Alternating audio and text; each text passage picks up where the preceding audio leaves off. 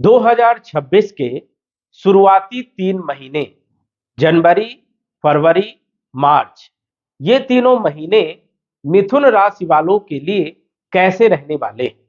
इन तीनों महीनों में कौन कौन से ग्रहों का राशि परिवर्तन होगा, ग्रहों के राशि परिवर्तन से कौन कौन से क्षेत्रों में क्या क्या बदलाव देखने को मिलेगा, हम बात करेंगे आपके संपूर्ण क्षेत्रों के बारे में। A to Z सभी जानकारी सटीक जो है बताने का प्रयास करेंगे। तो आइए जानते हैं। उससे पहले यह समझिए कि यह फलादेश चंद्र राशि पर आधारित है। नाम राशि के आधार पर भी जान सकते हैं और लग्न राशि के आधार पर भी जान सकते हैं। ये जो कुंडली है जनवरी 2026 की कुंडली है। सौर मंडल में ग्रहों की स्थिति इस प्रकार से रहने वाली है और जनवरी के महीने में 4 ग्रहों का राशि परिवर्तन भी होगा। ये जो चारों ग्रह आपको सप्तम भाव में 9 नंबर में दिख रहे हैं, ये चारों ग्रह आपके अष्टम भाव में आ जाएंगे, मकर राशि में। शनि आपके कैरियर के भाव में रहेंगे, दसम भाव में। राहु आपके भाग्य भाव में, गुरु आपके राशि में गोचर करेंगे और केतु सिंह राशि में तीसरे भाव में गोचर करेंगे। इन ग्रहों का प्रभाव आपके किन क्षेत्रों को प्रभावित करने वाले हैं, क्या शुभ रिजल्ट और क्या अशुभ रिजल्ट आपको मिलने वाले हैं, इन तीनों महीनों में विस्तार से जानेंगे। सबसे पहले तो हम बात करेंगे आपके हेल्थ के बारे में, लग्नेश के बारे में, राशि के बारे में। राशि के जो स्वामी है वो है बुध देव और बुध जो है लगन के भी मालिक है और चौथे भाव के भी मालिक है, सुख के भी मालिक है और लग्न के भी मालिक है। बुध के पास 2 राशियां, 6 नंबर और 3 नंबर। गोचर कहां कर रहे हैं? सप्तम भाव में गोचर कर रहे हैं और अपनी राशि को, अपने लग्न को, अपने भाव को जो है देख रहे हैं पूर्ण दृष्टि से। इसका मतलब यह है कि हेल्थ के लिए 1 जनवरी से लेकर के 17 जनवरी तक स्थिति बेहतर है, क्योंकि बुध अच्छी स्थिति में है। राशि परिवर्तन राजयोग भी बना रहे हैं और बुधादित्य राजयोग भी बन रहा है, लक्ष्मी नारायण राजयोग भी बन रहा है, राशि परिवर्तन राजयोग भी बन रहा है। कई सारे राजयोग के साथ आपकी वर्ष की शुरुआत हो रही है। बुध यहां पर रहेंगे 17 जनवरी तक और 17 जनवरी को आ जाएंगे अष्टम भाव। अष्टम भाव में बुध का गोचर अच्छा नहीं माना जाता है, लेकिन सप्तम भाव में यदि रहेंगे 17 जनवरी तक तो हेल्थ अच्छी रहेगी, कॉन्फिडेंस अच्छा रहेगा और अपॉर्चुनिटी भी मिलेगी। और चौथे भाव के भी मालिक है और चौथे भाव से हम देखते हैं भूमि, भवन, प्रॉपर्टी, मकान, वाहन, माता का स्वास्थ्य और जनता का सपोर्ट और सुख के बारे में। तो 17 जनवरी तक तो इन क्षेत्रों में सफलता मिलेगी। प्रॉपर्टी खरीद सकते हो, मकान खरीद सकते हो, यदि प्लानिंग है तो वाहन खरीद सकते हो, माता का स्वास्थ्य अच्छा रहेगा, राजनीति में भी अच्छी पकड़ रहेगी, जनता का सपोर्ट रहेगा। लेकिन 17 तारीख को जब ये अष्टम भाव में आएंगे तब यहां पर थोड़ी स्थिति उतनी बेहतर नहीं है, क्योंकि लग्न दोष बन जाएगा। ये लग्न दोष बड़ा दोष माना जाता है जो कि हेल्थ को खराब करने का काम करेगा। हेल्थ में दिक्कत आएगी। दिक्कत क्या आ सकती है? स्किन में प्रॉब्लम आ सकती है, एलर्जी हो सकती है, सर्दी हो सकता है, जुकाम, कफ प्रकृति बढ़ सकती है, तो इन्फेक्शन होने के भी योग यहां पर बनते हैं। तो इसलिए 17 जनवरी से लेकर के बुध जो है 3 फरवरी तक अष्टम भाव में रहेंगे, जो कि अच्छी स्थिति नहीं रहेगी। उपाय करके आपको चलना है। उपाय क्या करना है? ओम बुम बुधाय नमः, इस मंत्र का जप भी करना है और पन्ना रत्न धारण करके चलना है, जिससे बुध की स्थिति बेहतर भी होगी और लाभ भी मिलेगा। आगे बढ़ते हैं। धन के जो मालिक है वो है चंद्रमा और चंद्रमा का फलादेश संभव नहीं होता, क्योंकि 2.25 दिन में चंद्रमा का राशि परिवर्तन हो जाता है। साप्ताहिक राशिफल में हम आपको बताएंगे कि चंद्रमा की क्या स्थिति है, चंद्रमा की गति कैसी है, आपके लिए शुभ है या अशुभ है, वो आपको जनवरी के महीने से साप्ताहिक राशिफल मिले। लेकिन यहाँ पर 4 ग्रहों का प्रभाव रहेगा। ये चारों ग्रह जब अष्टम भाव में जाएंगे और यहाँ से इस भाव को देखेंगे तो स्थिति यहाँ पर धन के लिए बहुत अच्छी है। धन प्राप्ति के योग यहाँ पर बनते हैं। तीनों महीने जो है धन के लिए कोई विशेष दिक्कत वाली बात नहीं है। कुटुंब परिवार में भी कोई विशेष दिक्कत वाली बात यहाँ पर तीनों महीने नहीं दिख रही। तीसरे भाव के जो मालिक है सूर्य देव, और सूर्य जो है सप्तम भाव में गोचर कर रहे हैं। सप्तम भाव में अच्छे परिणाम देते हैं, लेकिन ये भी कब तक अच्छे परिणाम देंगे? 14 जनवरी तक। और 14 जनवरी को यही सूर्य अष्टम में चले जाएंगे, तो फिर वहां पर अच्छी स्थिति नहीं है। 14 तारीख को मकर संक्रांति के दिन सूर्य जो है मकर राशि में जब प्रवेश करते हैं तो हम संक्रांति मनाते हैं, और ये संक्रांति मिथुन राशि वालों के लिए कोई खास अच्छी नहीं है, इस चीज का ध्यान रखना है। क्या क्या नुकसान हो सकते हैं? 14 जनवरी तक तो अच्छे लाभ होंगे, बल पराक्रम में वृद्धि होगी, जो आप मेहनत करोगे उसमें आपको सफलता मिलेगी, छोटी यात्राएं होंगी, 14 जनवरी तक कहीं घूमने जा सकते हो, भाइयों के साथ संबंध अच्छे रहेंगे। लेकिन यही जब 14 जनवरी को अष्टम भाव में जाएंगे तो भाइयों के साथ कहासुनी हो सकती है, संबंध थोड़ी खराब हो सकते हैं, यात्राओं में कोई अच्छा लाभ नहीं मिलेगा, उसमें भी परेशानियां उत्पन्न होंगी, कम्युनिकेशन स्किल में भी कोई खास उतना अच्छा नहीं रहेगा, और जो भी आप किसी को समझाने का प्रयास करोगे उसमें भी कोई खास लाभ देखने को नहीं मिलेगा, कॉन्फिडेंस भी थोड़ा लो रहेगा। ये कब तक स्थिति रहेगी? 13 फरवरी तक स्थिति रहेगी, 14 जनवरी से 13 फरवरी तक। 13 फरवरी के बाद सूर्यदेव आ जाएंगे राहु के साथ, यहां पर भी अच्छी स्थिति नहीं है, क्योंकि यहां पर सूर्य ग्रहण दोष बनेगा। लेकिन सूर्य अपने भाव को बचाने का प्रयास करेंगे, क्योंकि यहां से पूर्ण दृष्टि से अपनी राशि को देखेंगे, तो बल पराक्रम में वृद्धि करेंगे, कम्युनिकेशन स्किल बेहतर होगा, यात्राओं में भी सफलता मिलेगी, लेकिन कॉन्फिडेंस लो रहेगा, और देखा जाए तो थोड़ा कमजोरी, वीकनेस भी देखने को मिल सकती है। और ये स्थिति कब तक रहने वाली है? 15 मार्च तक स्थिति रहेगी। 15 मार्च के बाद फिर जो है स्थिति सुधरेगी। तो ये समझिए कि सूर्य की स्थिति आपके लिए 14 तारीख तक तो ठीक है, लेकिन 14 तारीख के बाद मार्च के महीने तक उतनी अच्छी स्थिति यहाँ पर सूर्य की नहीं है। क्या करना है? उपाय क्या करना है? सूर्य आदित्य स्तोत्र का पाठ आपको करना है, जिससे आपको लाभ मिलेगा और कॉन्फिडेंस भी आपका बना रहेगा, जो भी कर्म करोगे इसमें आपको सफलता मिलेगी। आगे बढ़ते हैं।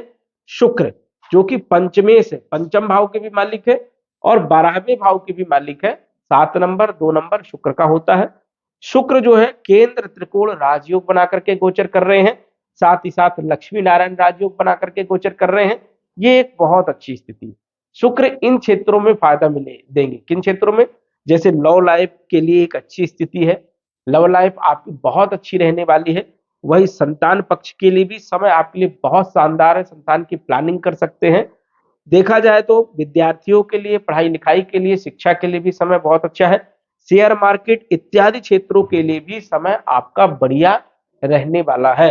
वही विदेश की यात्राओं के लिए भी समय बढ़िया रहेगा। जो लोग विदेश घूमने जाना चाहते हैं, नौकरी के लिए जाना चाहते हैं, उन लोगों के लिए भी स्थिति बढ़िया रहेगी। जो लोग विदेश में नौकरी कर रहे हैं उन लोगों के लिए भी स्थिति बढ़िया रहेगी। दूसरी बात यह है कि प्रेम का जो मालिक है वो विवाह के घर में गोचर करेगा। कब तक? 13 जनवरी तक। तो प्रेम विवाह होने के ज्यादा योग यहाँ पर बनते हैं, और 1 जनवरी से लेकर के 13 जनवरी के बीच सबसे ज्यादा प्रेम विवाह होने के यहाँ पर योग बनते हैं। तो ये स्थिति आपके लिए बढ़िया है। लेकिन 13 तारीख को अष्टम भाव में शुक्र का भी गोचर होगा। हालांकि शुक्र अष्टम भाव में भी अच्छे परिणाम देते हैं, क्योंकि सीधे धन भाव को देखेंगे तो भौतिक सुखों में भी वृद्धि करेंगे और धन में भी देने का काम करेंगे, धन में बढ़ोतरी भी करेंगे। और विपरीत परिवर्तन राजयोग बना रहे हैं तो विदेश से जुड़े हुए काम भी बनेंगे, शिक्षा, संतान, लॉ लाइफ, फाइनेंशियल स्थिति को भी मजबूत करेंगे। तो शुक्र की स्थिति आपके लिए जनवरी के महीने में बढ़िया रहने वाली है। इसके बाद यदि हम बात करें मंगल, जो कि छठे भाव के भी मालिक है और एकादश भाव के भी मालिक है। मंगल के पास भी 2 राशियां हैं। मंगल गोचर कहां कर रहे हैं? मंगल गोचर कर रहे हैं सप्तम भाव में। अच्छे परिणाम देते हैं, व्यापार के लिए अच्छे हैं, लाभ के लिए अच्छे हैं, आय के माध्यम को बढ़ा देते हैं, पार्टनरशिप के लिए बहुत अच्छे माने जाते हैं, और रोगों को दूर करेंगे, ऋणों को भी समाप्त करेंगे, कंपटीशन में भी सफलता देंगे। साथ ही साथ देखा जाए तो यहां पर जो है मंगल का जब भी गोचर होता है तो पार्टनरशिप में सबसे ज्यादा लाभ देखने को मिलता है। लेकिन कई बार पति पत्नी में टकराव भी होने की संभावनाएं यहाँ पर बनती है। तो थोड़ा सा यहाँ पर ध्यान रखना है, क्योंकि जोश भी बढ़ाते हैं, जुनून भी बढ़ाते हैं, और घमंड भी यहाँ पर बढ़ाने का काम करते हैं। यही मंगल जनवरी के महीने में 16 जनवरी को अष्टम भाव में आएंगे और अपनी उच्च राशि में गोचर करेंगे, विपरीत परिवर्तन राजयोग भी बनाएंगे। तो यहां पर भी अच्छे परिणाम आपको मिलेंगे। रोग ऋण शत्रु को समाप्त करेंगे, कंपटीशन में सफलता देंगे, और 1 जनवरी से लेकर के 23 फरवरी तक नौकरी के लिए भी समय बहुत शानदार रहने वाला है। नौकरी के लिए यदि अप्लाई करते हैं, नौकरी चेंज करना चाहते तो कर सकते हैं। अच्छी स्थिति आपके लिए रहने वाली है और लाभ भी होगा, आय में वृद्धि भी करेंगे। तो मंगल की स्थिति आपके लिए बढ़िया है। गुरु आपके सप्तमेश भी है और कैरियर के मालिक है। ये सबसे इंपॉर्टेंट है आपके लिए, क्योंकि ये व्यापार के भी मालिक है और ये कर्म के भी मालिक है, आपके कार्य क्षेत्र के भी मालिक है। गोचर कहां कर रहे हैं? लगन भाव में, आपकी राशि में गोचर कर रहे हैं। सारे दोषों को दूर करने का काम जो है गुरु करता है जब लगन में गोचर करता है। ये स्थिति जो है आपके लिए बेहद शुभ है। कितनी भी परेशानियां हो, गुरु यदि केंद्र भाव में गोचर करे तो सारी परेशानियों को दूर करने का काम करता है। अब गुरु यहाँ पर विराजमान है तो सप्तम भाव को देख रहा है, मतलब अपनी राशि को देख रहा है, अपने भाव को देख रहा है। तो वैवाहिक जीवन यदि खराब चल रहा था उसमें भी सुधार करेगा। पार्टनरशिप यदि दिक्कत में थी वहां पर भी सुधार करेगा। विवाह में कोई परेशानी चल रही थी उसको भी ठीक करने का काम करेगा। वैवाहिक सुख देने का काम करेगा। दैनिक आय में वृद्धि और बिजनेस को तो जबरदस्त लाभ देने का काम तीनों महीने जनवरी फरवरी मार्च गुरु करने वाले हैं। वही गुरु कैरियर के मालिक है तो कैरियर में भी कोई दिक्कत नहीं है। नौकरी कर रहे हो अच्छी स्थिति रहेगी तीनों महीने, व्यापार कर रहे हो अच्छी स्थिति रहेगी तीनों महीने। लेकिन बुध थोड़ा सा ऊपर नीचे होगा तो व्यापार में थोड़ा ऊपर नीचे हो सकता है, लेकिन गुरु बचाने का प्रयास करेंगे, अधिकतर लाभ देने का काम करेंगे। इस चीज का ध्यान रखना है। गुरु जो है लगन भाव में बैठ करके कॉन्फिडेंस को भी जगाने का काम करेंगे, दिमाग भी देने का काम करेंगे, विवेक जागृत करने का भी काम करेंगे। और पंचम भाव को देखेंगे तो शिक्षा संतान लव लाइफ को भी बढ़िया करेंगे, वैवाहिक जीवन और व्यापार को बढ़िया करेंगे सप्तम दृष्टि से। और इनकी नवम दृष्टि भाग्य भाव में पड़ेगी तो भाग्य को भी खोलने का काम जो है तीनों महीने गुरु करने वाले हैं। मतलब गुरु आपके लिए वरदान साबित होने वाले हैं। तो ये सबसे अच्छी स्थिति आपके लिए है। शनि जो है अष्टम के भी मालिक है, नवम के भी मालिक है और केंद्र त्रिकोण राजयोग बना करके गोचर कर रहे हैं। इसका मतलब है कि भाग्य का साथ मिलने वाला है। परेशानी कितनी भी आ जाए काम आपके बनने वाले हैं। राहु का भाग्य भाव में गोचर बेहद शुभ माना जाता है। बहुत परेशानी आने के बावजूद भी राहु अचानक सुख सुविधाएं और हर प्रकार के सुख देने का काम करता है। तो ये एक अच्छी स्थिति है कि राहु और शनि और गुरु ये तीनों ग्रह का बड़ा सपोर्ट है। केतु भी यहाँ पर बहुत अच्छे लाभ देने का काम करता है, कम्युनिकेशन में भी लाभ देगा, वही यात्राओं में सपोर्ट करेगा।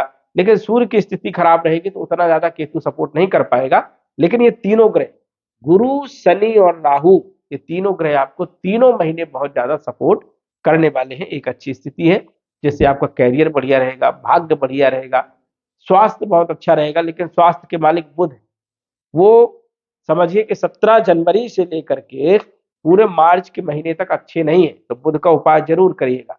गुरु सपोर्ट करेगा, बचाने का प्रयास करेगा, कोई बड़ी बीमारी नहीं होगी, लेकिन फिर भी बुध को ठीक करना बहुत जरूरी है, क्योंकि बुध जो है 17 जनवरी से लेकर के पूरे मार्च के लास्ट तक खराब स्थिति में रहने वाला है। इसलिए कॉन्फिडेंस लो होगा, कभी हाई होगा, कभी निराश हो जाएंगे और कभी खुश हो जाएंगे। ये स्थिति जो है देखने को मिलने वाली है।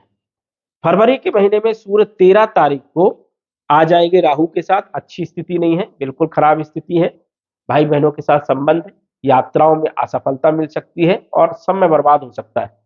मंगल 23 तारीख को राहु के साथ आएगा, थोड़ा यहाँ पर भी ध्यान रखना है, चोट चपेट लगने की संभावनाएं और जल्दीबाजी में गलत डिसीजन हो सकते हैं। अपॉर्चुनिटी यदि मिले तो सोच विचार करके ले, नहीं तो वहां फंसने की स्थिति भी बन सकती है। बुध 3 तारीख को राहु के साथ गोचर करेंगे, ये भी अच्छी स्थिति नहीं है। बुद्धि का इस्तेमाल सही जगह करना है, अन्यथा डिसीजन गलत हो सकते हैं। राहु 6 तारीख को राहु के साथ गोचर करेंगे, ये भी अच्छी स्थिति नहीं है। कहीं ना कहीं स्त्री के प्रति सजग रहे और धोखा ना दे, इस चीज का भी ध्यान रखना है, अन्यथा लव लाइफ में दिक्कत आने की भी संभावनाएं हो सकती है। तो ये विशेष तौर पर आपको ध्यान रखना है कि फरवरी के महीने में कुछ परेशानियां उत्पन्न हो सकती हैं आपके स्वयं के द्वारा गलती करने पर, इसलिए जल्दीबाजी में कोई डिसीजन नहीं लेना। मार्च के महीने में यदि हम बात करें तो सूर्य जो है शनि के साथ दसम भाव में गोचर करेंगे। अपॉर्चुनिटी आपको मिलेगी नौकरी के लिए, कैरियर के लिए, लेकिन पिता के साथ संबंध थोड़ा सा नोकझोंक हो सकती है, ध्यान रखना है। शुक्र जो है 2 तारीख को आ जाएंगे उच्च राशि में, मालव्य राजयोग बनाएंगे, भौतिक सुख देंगे, सुख सुविधाएं देंगे, लग्जरीज लाइफ देंगे, पैसा देंगे, धन देंगे और तरक्की भी देने का काम करेंगे।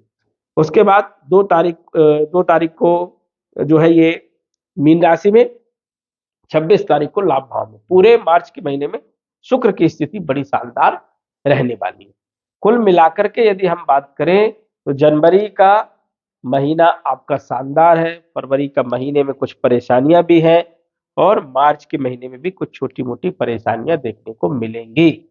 एवरेज जो है रहने वाला है, लेकिन शुरुआती समय आपका बढ़िया रहेगा। राजयोग कई बन रहे हैं, इसका भी आपको विशेष तौर पर लाभ देखने को मिलने वाला है। तो मिथुन राशि वालों के लिए भी शुरुआत बहुत अच्छी है। यह एक सामान्य फलादेश है।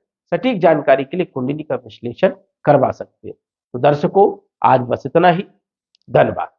यदि आप अपनी कुंडली का विश्लेषण घर बैठे करवाना चाहते हैं तो दिए गए व्हाट्सएप नंबर से संपर्क करें।